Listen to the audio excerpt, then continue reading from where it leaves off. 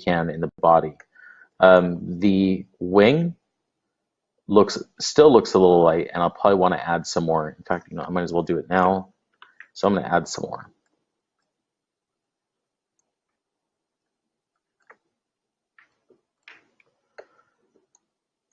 And we're coming up on 1,000 polys so far. Just past 1,000 polys. There we go.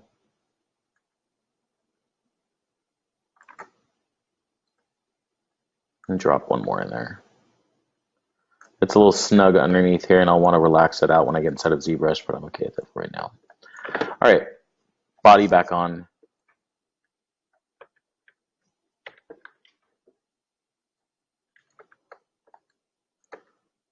Transparency back on. Let's delete us some history. Alt-Shift-D. I'm going to save.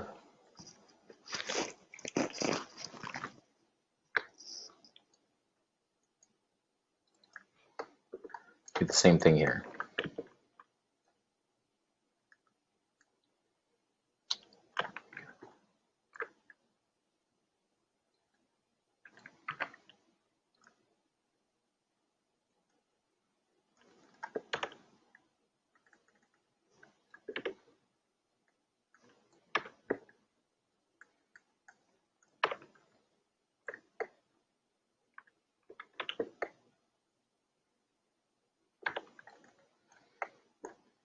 So I'm going to bring this all the way down to the foot.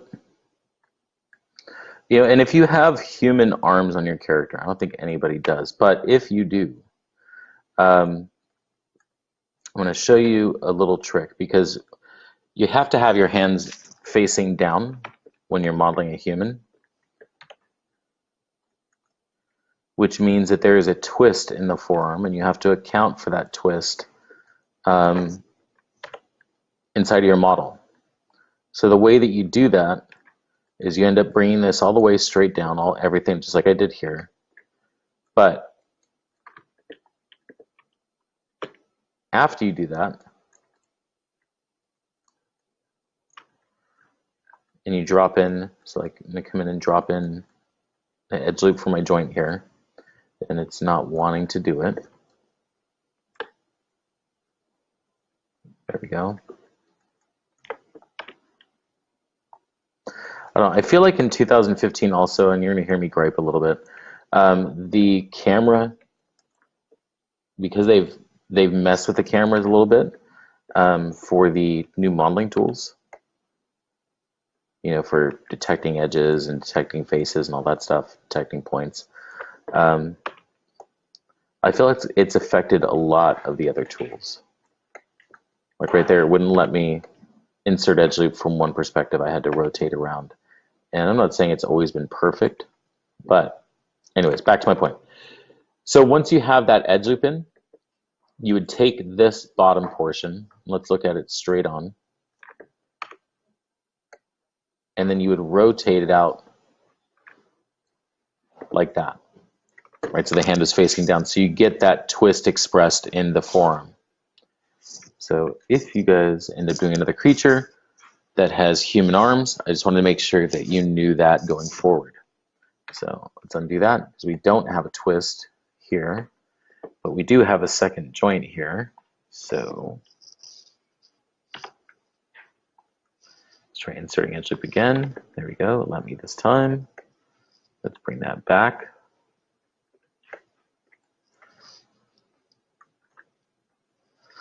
I want to make sure that these edge loops are parallel with the joint. In other words, I want to make sure that everything is fine on this side as it is on this side. And it looks like I need to make sure that I'm plugged in.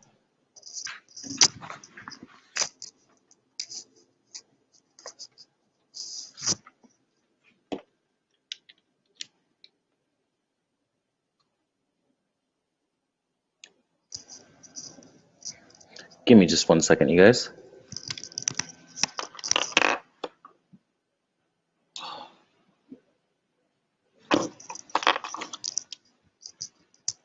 It is a wonderful, wonderful day of technical difficulties. Thank you for putting up with it. All right, so I want to make sure that these edge loops are running parallel with the limb as if it were a cylinder. I don't want them angled out this way or out that way. I want to make sure they're shooting straight across.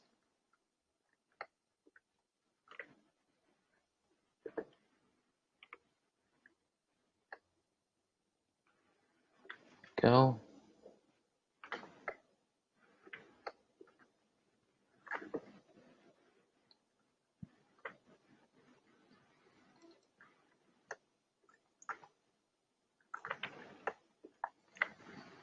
All right. Edge loop here, edge loop here.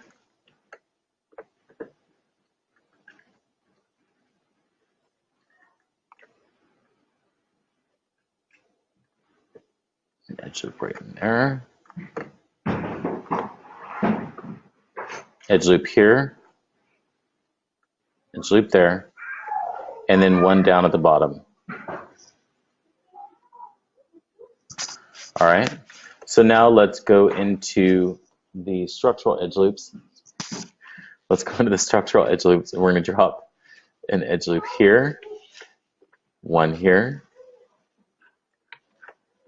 and I'll do one on either side. And that should give us everything that we need. And yeah, I'm going to rely on ZBrush for snapping these back into place. I'll kind of get them loosely into place here, but I'm not going to use the Make Live. It's just, it gets too messy on the limbs. So let's bring that in, scale this down, get it roughly in the right place.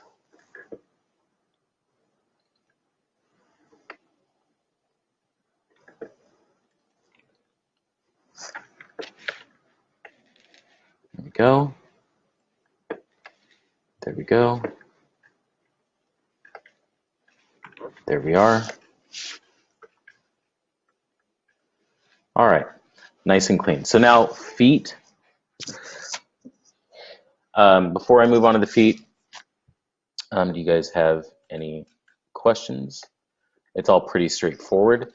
I'll go ahead and do the expansion later. I'm not going to take up the time right now because we are on limited time, and I want to make sure that I get us back into ZBrush and get into the wings probably for the next like 10 to 15 minutes.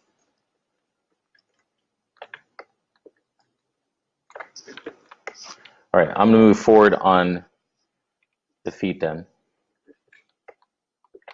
And I use a specific shape for the tips of digits like this. We can try and just make extrusions or planar extrusions off of this edge and form everything here, but we're going to end up with probably more polys in one digit than another. It's probably not going to be very clean, so we treat the limb as something separate, or we treat the hand as something separate, and then we end up reconciling the geometry from the hand or the foot into the limb. So let's turn on our grid, and I'll show you the shape that I start with.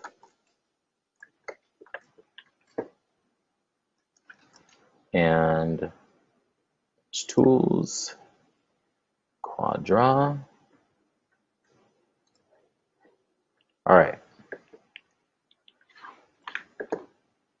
Let's go here, click there, click here. There we go. It looks like I have some stray points out there that I'll have to get rid of at some point. So then we're going to form a face here. I don't know if it's going to let me form this try here. Yeah. It's most definitely not. So I'll come up with a solution right now.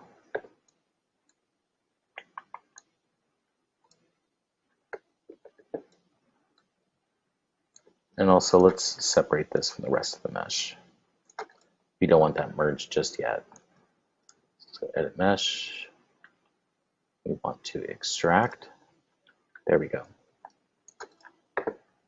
So I'm going to take both these edges edit mesh, face extrude. I'm sorry, edge extrude.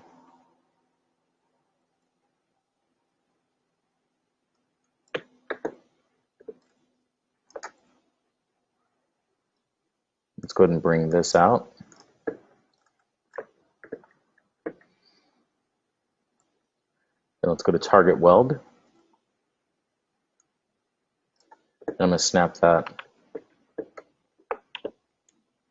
Let's just do this.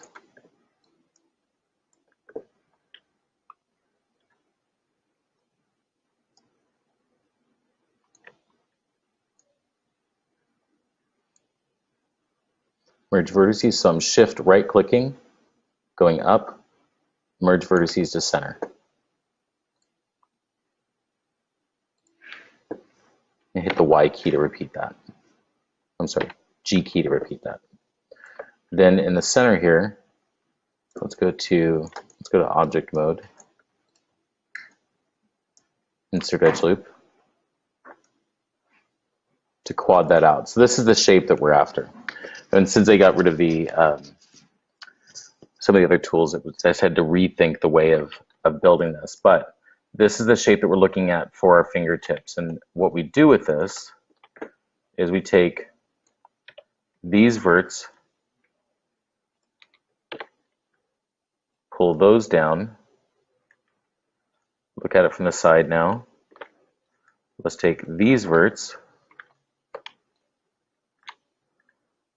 pull those down, and now we have a nice fingertip. So let's take that, center our pivot point. There we go. Scale that down. Let's go ahead and snap it to one of our toes, holding down the V key. Move mode. It's going to snap for us. It's going to snap, it's going to take a second.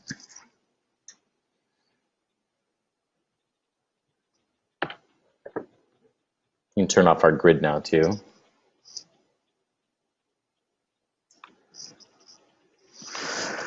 So going through this process, I mean, you really want to get, I mean, for me, whenever I'm retopologizing inside of Maya, I want to move out of Maya as fast as possible and get back to sculpting and, you know, get the technical end out of the way. So while this can take some time, it can easily, if you don't manage it well, take up most of your time.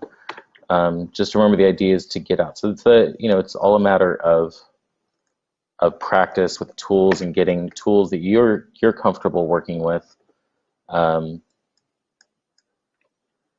when there's new versions that come out, there's new versions of Maya, or whether it's new versions of ZBrush, there's always going to be tools that are, this is the latest, greatest, and sometimes it's not going to be the latest, greatest. Sometimes, the older tools are going to be more reliable, and that's been the case, I think, for quite a few versions of Maya. I think the first version I worked on was 2008, 2009, and back in the 90s I had worked in like Maya 2, but I didn't really heavily work in it